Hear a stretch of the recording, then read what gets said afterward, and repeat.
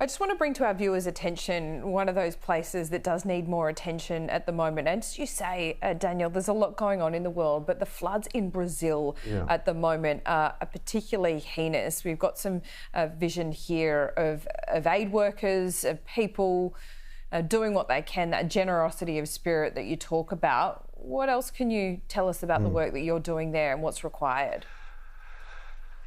Yeah, thanks for shining the light on this. You know, there's an enormous flood happening right now in the southern part of Brazil. And what we're talking about here is a land, like the size of where the flood is larger than the state of Victoria. So you imagine the state of Victoria underwater. We're talking about hundreds of cities, 366 schools are closed down and damaged by the floods. Almost 1.5 million people affected. 500,000 of those have lost their homes. So, and with floods, I've worked on floods before. Floods don't just stop, right? So this is going to keep on going for weeks. I was talking with our team last night via WhatsApp in Brazil, and frankly, they're feeling overwhelmed because the rains are still happening. Rivers are still rising. This is going to play out for weeks. And so we have a team on the ground. We've committed to working with 70,000 families.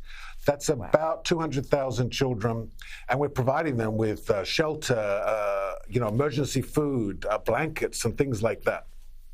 So when you go into a disaster situation like the one that you just described in Brazil, what's the time commitment for World Vision? How long do you stay there for? I mean, I know it's kind of like asking how long a piece of string is, but give us an idea.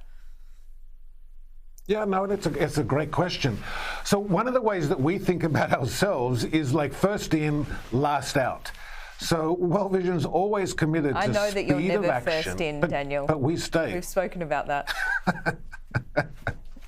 Well, we try, as an organisation, we try to be. But I am often the bronze medal winner.